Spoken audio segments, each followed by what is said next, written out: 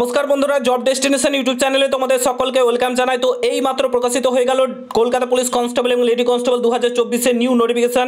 এখানে দেখতে পাচ্ছ সর্বমোট শূন্যপদের মধ্যে 3464টি থাকবে কনস্টেবল এবং 270টি থাকবে ফিমেল লেডি কনস্টেবল। ঠিক আছে, তো এখানে সমস্ত কিছু ইন ডিটেলস বলা রয়েছে, তোমাদেরকে পরপর আমরা শুনিয়ে দিচ্ছি। এখানে এলিজিবিলিটি ক্রাইটেরিয়ার কথা যদি বলো, তোমাদের 18 থেকে 30 বছর এজ করে দেওয়া হচ্ছে। 1/1/2024 হিসাবে বয়সটা হিসাব করা হবে।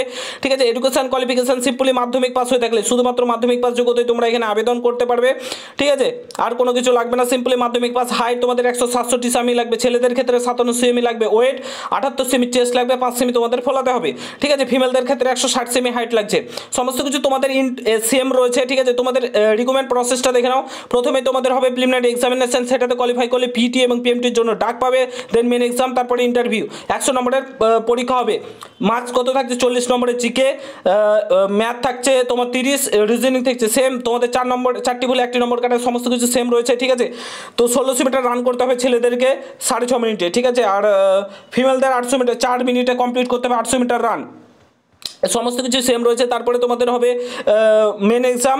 ঠিক আছে, তোমাদের 10 নম্বরের জিকে ইংলিশ থাকছে, বাদ বাকি সমস্ত কিছু সেম রয়েছে। তো ভালোভাবে পড়াশোনা করো, তোমাদের নোটিফিকেশন প্রকাশিত হয়ে গেল। আশা করছি তোমাদের ভিডিওটা ভালো লেগেছে। ভালো লাগলে অবশ্যই সকলের সঙ্গে শেয়ার করো। দেখা হচ্ছে নতুন ভিডিওর সাথে।